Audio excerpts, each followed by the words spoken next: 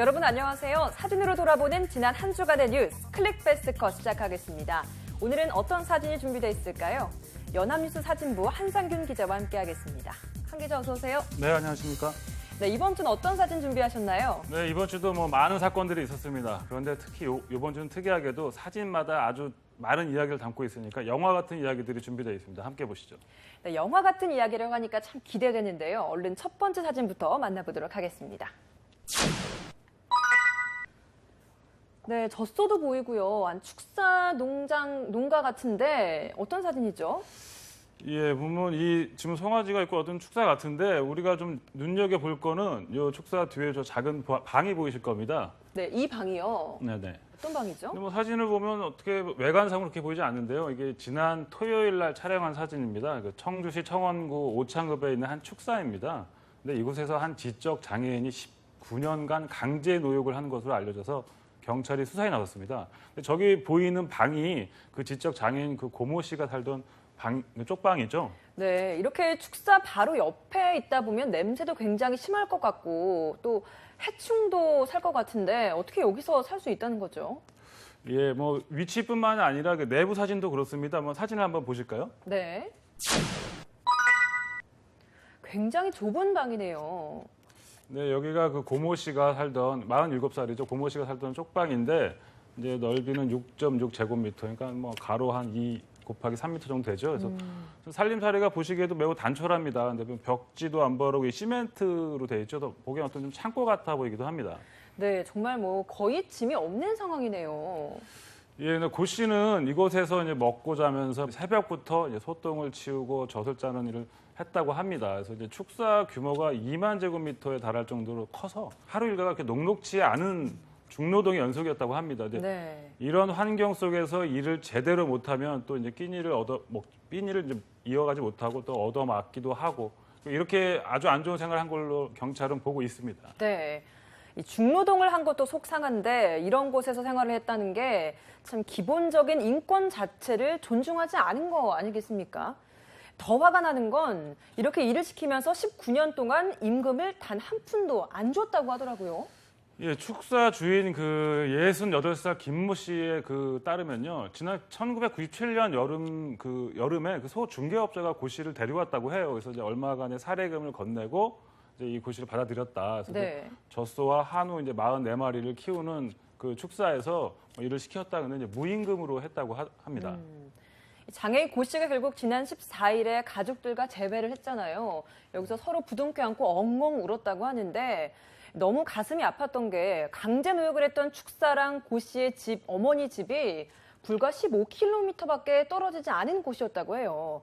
오창읍, 오송읍 이게 다 같은 청주시 내에 있었다는 말인데 19년 동안 가까이 두고도 아들의 생사를 몰랐던 어머니의 마음은 어땠을까요? 그래서 인사말에서 말씀드렸듯이 영화 같은 일인데요. 예. 근데 그 만나는 장면은 또 개인의 그 프라이버시가 있는 거기 때문에 저희가 이제 보여드리지는 않겠습니다. 근데 참 기가 막히고 가슴이 미어지는 얘기죠. 예. 이웃 주민들은 고 씨의 상황 몰랐을까요? 김 씨는 그렇다 치더라도 주민들이 이런 상황을 알았더라면 조금은 도움이 됐을 것 같은데요. 오창읍 주민자치센터 관계자는요. 고 씨를 이상하게 여겨 신고한 마을 주민은 지금까지 없었다고 합니다. 지적 능력이 떨어지니까 그런 사람이 농장에서 일을 하는가 보다. 이 정도로만 생각을 했다고 합니다. 네. 축사 주인 근데 김 씨는 또 이게 이상한 게 또 별다른 죄의식을 느끼지 않는 것 같아 보이는 게 더 안타까운데요. 네. 그는 이제 경찰 조사에서 한 20여 년 전 소 중개업자가 데려온 이후 우리는 가족처럼 지냈다. 강금한 적은 가족들 이런 곳에 멀게 하나요? 창고 같죠. 예. 그래서 그렇게 강금한 적이 없다고 강변을 했다고 합니다. 근데 그러면서 지금이니까 이게 문제가 되는 거 좀 예전에 뭐가 문제가 됐냐. 예전에 문제가 안 됐다. 그래서 대수롭지 않게 말을 했다고 합니다. 그게 참 저희가 어떻게 받아들여야 될지 모르겠네요. 그런 그렇죠. 말을 참. 예. 네, 지적 장애인의 인권은 무시해도 된다라는 사람들의 삐뚤어진 인식이 빚은 비극이 아닐 수 없는 것 같은데요. 사람으로 태어나면 누구나 누릴 수 있는 천부적인 권리인 인권. 우리 사회 어두운 곳에서 장애인이라고 해서 인권이 짓밟히는 일은 없어져야 될 것 같습니다. 이번 사건의 진실이 낱낱이 밝혀지기를 바랍니다. 다음 사진 함께 살펴보도록 하겠습니다. 네, 국회의원 특권 내려놓기 추진위원회 위촉식이라고 쓰여 있네요. 정세균 국회의장의 마이크를 들고 발언을 하고 있습니다. 어떤 사진인 거죠? 좀 전에 우리가 본 사진이 인간의 기본적인 인권에 관한 얘기인데 지금은 특권을 내려놓는다는 얘기가 나오고 있습니다. 그러니까 네. 지난 월요일 정세균 국회의장이 국회에서 열린 국회의원 특권 내려놓기 추진위원회 위촉식에서 인사말을 하고 있는 모습입니다. 네, 요즘 국회의원 특권 내려놓기에 대해서 말이 참 많은데 이 위원들은 다 누구로 선정된 건가요? 네, 위원 전원이 국회의원이 아닌 외부 인사로 구성이 됐습니다. 이제 위원장은 뭐 신일영 전 이화여대 총장 그래서 뭐 등해서 그 외 사회 저명 인사들로 구성을 했고요. 뭐 교수, 언론인, 변호사들도 있다고 합니다. 네. 안 그래도 지난 일요일에 제한절 경축사에서 정 의장이 국회가 특권을 내려놓기에 앞장서겠다라고 이야기를 하기도 했죠. 네네. 근데 의원 특권 내려놓기 시도가 뭐 사실 이번이 처음은 아닙니다. 네, 맞습니다. 예, 그동안 정치인 비리 의혹이 불거지거나 아니면 또 지금처럼 새로운 임기 국회가 시작됐을 때 혹은 이제 총선, 대선과 같은 주요 정치 일정을 앞둔 시점에서는 항상 정치권은 특권 폐지를 단골 메뉴처럼 꺼내 들었습니다. 근데 하지만 이제 정치권은 이제 국민의 반짝 관심을 이제 끌어모은 뒤에는 살짝 뭉갠 거죠. 그래서 예. 결국 국회 제머리 깎기는 뭐 대부분 실패를 했습니다. 네. 이번엔 좀 다를까 좀 기대를 해봐야 할 것 같은데 국회의원이 되면 누릴 수 있는 특권은 그럼 뭐가 있나요? 예, 뭐 특권이라고 할 수도 있지만 보기에는 뭐 당연히 누려야 할 뭐 권리 수도 있어요. 이제 예. 국회의원으로서 가져야 할 당연한 권리인데 가장 큰 것은 뭐니 해도 이제 면책 특권, 그다음에 불체포 특권입니다.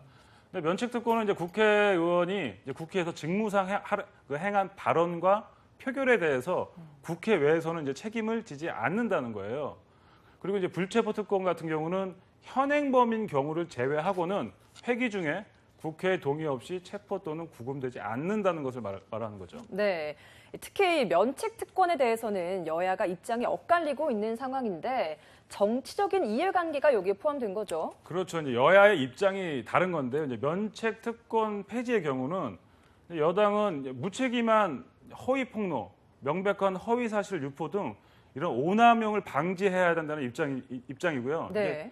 야권은 오히려 정부를 견제하는 국회 고유의 기능이 제약될 수 있다고 우려하는 입장입니다. 그 이외에도 국회의원 특권 아주 많지 않나요? 예, 그런데 국회의원에게 주어지는 기본급이나 활동비, 뭐 어떤 운영비 등은 어떻게 보면 일을 하기 위한 기본적인 조건이라고 볼 수 있어요. 네. 또 이래야지만 국민을 대표하는 그 자부심을 세워주고 또 맡은 일을 잘할 수 있도록 여건을 만들어주는 거죠. 이건 필요한데 네, 필요하죠. 그런데 업무와 직접적인 관계가 없는 특권은 과감히 내려놓아야 하지 않을까 이런 생각을 하는 겁니다. 네. 일은 안 하고 입속만 챙기려는 국회의원은 더 이상 없어야겠죠. 네. 과거에 비해서 국회의원을 특별한 사람들로 보는 인식은 많이 줄어든 것 같습니다. 국회의원의 여러 특권, 현재 국민 정서에 맞는지 다시 한번 돌아보고 과감하게 내려놓을 건 내려놓는 참신한 모습, 이번 20대 국회에서 기대해 보겠습니다. 다음 사진 함께 살펴보겠습니다. 네, 봉평터널이라고 쓰여 있는데 터널 입구에서 견인차, 경찰차 보이고요. 많은 사고 차량도 있습니다. 예, 지난 일요일 저녁이었죠. 17일 오후 5시 54분에 강원도 평창군 용평면 봉평터널 상행선 입구에서 관광버스와 승용차 5대가 잇따라 추돌을 했습니다. 네. 4명이 숨지고 37명이 다쳤는데 이 사진은 그 사고 현장에서 그 경찰들이 그 사고 수습을 하고 있는 모습입니다. 네. 저도 그 사고 영상을 봤는데 정말 끔찍하더라고요. 순식간에 많은 차들이 너무 부서졌어요. 그렇죠. 근데 이제 그 버스 운전사 그 박모 씨는 2차로 주행 중에 1차로 차선을 변경하다가 사고가 났다고 이렇게 진술을 했는데 근데 그 버스 뒤에서 오더니 요즘에 다 후방 카메라가 네, 달려 있죠. 그 카메라에 찍힌 화면을 보면 그게 인터넷에 공개됐는데 이게 거짓말인 걸로 드러났죠. 네. 더구나 영상을 보면 정말 제가 아까도 말했듯이 굉장히 빠른 속도로 돌진했단 말이에요. 속도도 줄여지지 않았어요. 경찰에 따르면 그 뭐 정밀 분석이 이루어져야 하겠지만 네. 뭐 당시 운행 기록계를 살펴보면 그 버스 사고 당시 그 속도가 시속 105km 추정된다고 합니다. 네, 굉장히 빠른 속도인 건데 터널 안에서 차량들의 흐름이 정체돼 있었던 상황에서 그 빠른 속도로 대형 차량이 이렇게 들이받은 거 아니에요? 그렇죠. 근데 뉴스에서 나왔듯이 이제 앞에 차 4대가 휴지 조각처럼 뭉개졌죠. 뭐 상황을 보면 되게 무서운데요. 그 피해자와 그 가족들에게는 끔찍한 기억입니다. 이걸 다 되살리자는 건 아닌데 예. 교통사고에 대한 경각심을 한번 불러일으킨 차원에서 다음 사진 한번 보겠습니다. 예. 네, 정말 뭐 바퀴를 봐선 이게 차였다라는 건 알 수 있지만 그렇죠. 부서진 차체 자체를 형태를 알아볼 수 없는 이 모습이 얼마나 당시의 상황이 심각했는지를 알 수 있는 것 같습니다. 예. 촬영 기자들도 이렇게 교통사고 현장에 많이 나가죠. 이런 모습 많이 보셨을 것 같은데요. 그러니까 이제 우리 이런 사고 현장에 사진 기자들이 빨리 도착할 수 있다고 생각을 하는데 사실은 그런 경우가 거의 없습니다. 사고가 나면 일단 정체가 되기 때문에 현장에 도착하는데 시간이 엄청 많이 걸릴 수가 있어요. 예전에 그 삼풍백화점 사고 때도 보면은 가장 먼저 도착한 사람은 지하철을 이용한 사람이었다고 합니다. 예. 차로 간 건 너무 막힌 거죠. 그래서 이런 경우는 그 현장에 있던 그 CCTV라든가 아까 그 후방 카메라 같은 경우 네. 아니면 요즘에는 그 휴대폰이 많잖아요. 그래서 현장의 제보자 사진이 많이 사용되고 있습니다. 그리고 제일 먼저 도착하는 그 구급 대원들이 사진 찍거든요. 그래서 네. 뭐 여러분들이 많은 이런 현장 제보를 해주시면 또 저한테 많은 도움이 될 수 있겠습니다. 네. 네, 이번 사고로 강원도에 휴가차 놀러 갔던 20대 여성 4명이 꽃다운 목숨을 잃었습니다. 이제 본격적인 휴가철이 시작되는데요. 부주의로 본인의 생명뿐 아니라 이렇게 다른 사람의 소중한 생명을 잃게 하는 일은 이제 없어야겠습니다. 다음 사진 함께 살펴보겠습니다. 네, 터키 국기가 이렇게 휘날리고 있고 한 남성이 횃불을 들고 굉장히 비장한 표정을 하고 있네요. 터키가 요즘에 아주 시끄럽죠. 네, 근데 그렇습니다. 현지 시간으로 지난 월요일입니다. 터키 이스탄불 그 탁심 광장에 모인 사람들의 모습인데요. 군사 쿠데타가 진압된 후에 쿠데타 가담자들의 처단을 촉구하는 시민들의 집회 모습입니다. 네, 쿠데타가 현재 시간으로는 금요일 밤에 일어난 거죠. 그렇죠. 현지 시간으로 지난 15일 밤에 그 터키에서 군사 쿠데타가 일어났는데 이제 군부는 뭐 민영 NTV 방송국과 도안 통신사를 통해서 전국의 권력을 완전히 장악했다고 주장하는 성명을 발표했습니다. 네, 근데 몇 시간 지나지 않아서 현직 에르도안 대통령이 건재한 모습으로 나타났다고요. 네, 그렇죠. 쿠데타 발생 한 6시간 만에 휴양지에 있었다고 해요. 그래서 이스탄불로 복귀를 했는데 쿠데타 일어난 다음 날 16일 새벽 4시에 아타튀르크 국제공항에 모습을 드러냈습니다. 네. 그리고 대통령은 이번 쿠데타를 반역행위로 규정을 하고 군부 청소를 완수할 것이라고 밝혔습니다. 실제로 쿠데타 세력에 대한 대대적인 숙청도 시작됐잖아요. 다음 사진 보실까요? 예.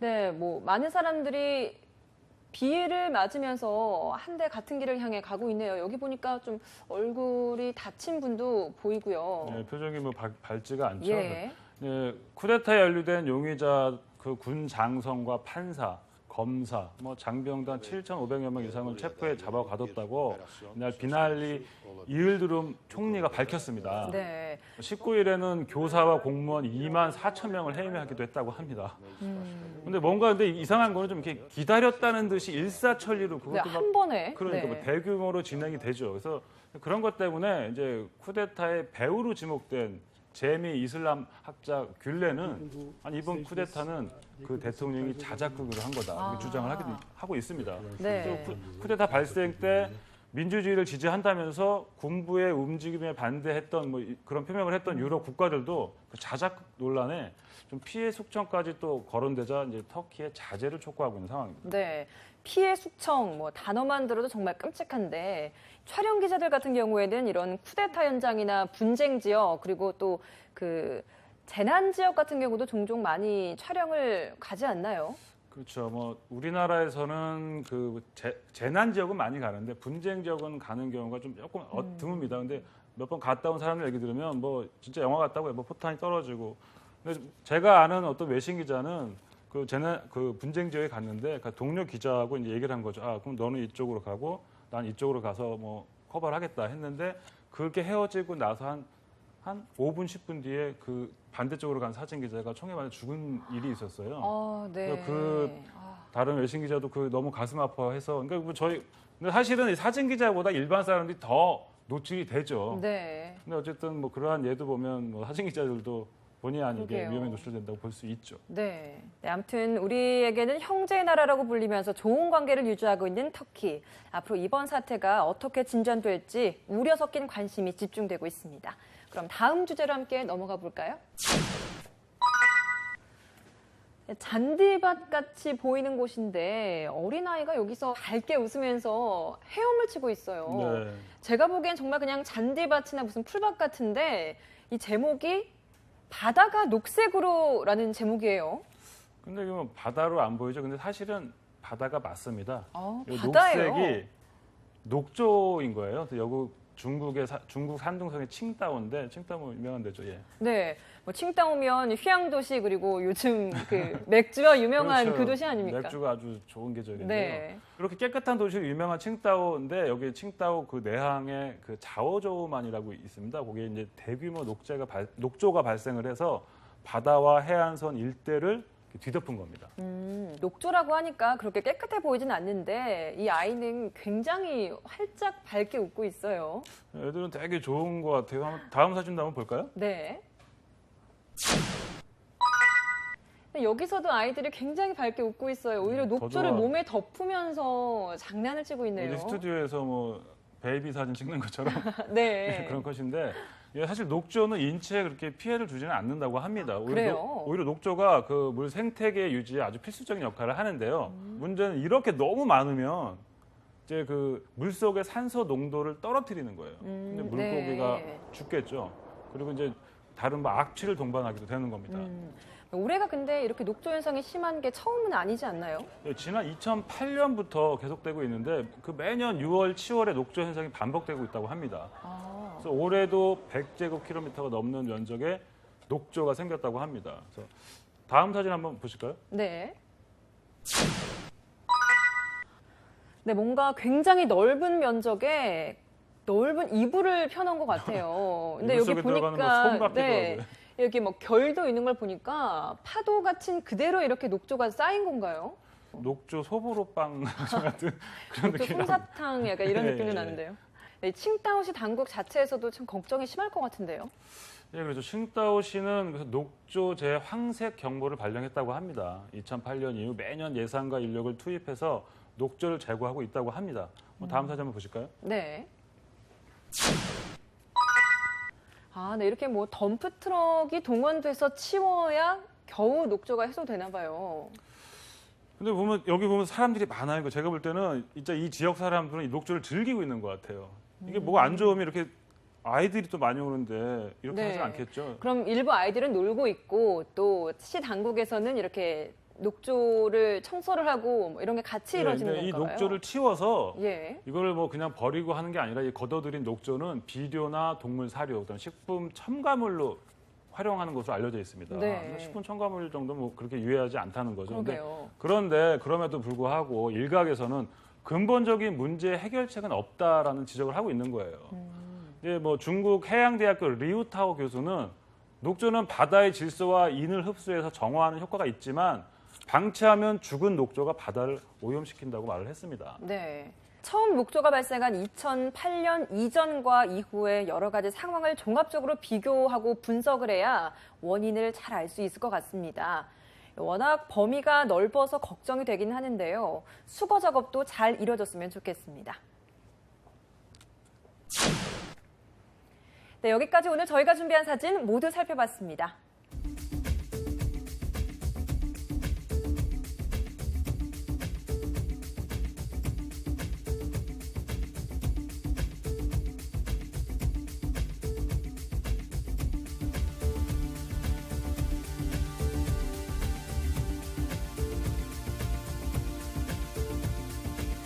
네, 한 기자, 오늘 사진 쭉 살펴봤는데 베스트 컷 어떤 게 있었나요?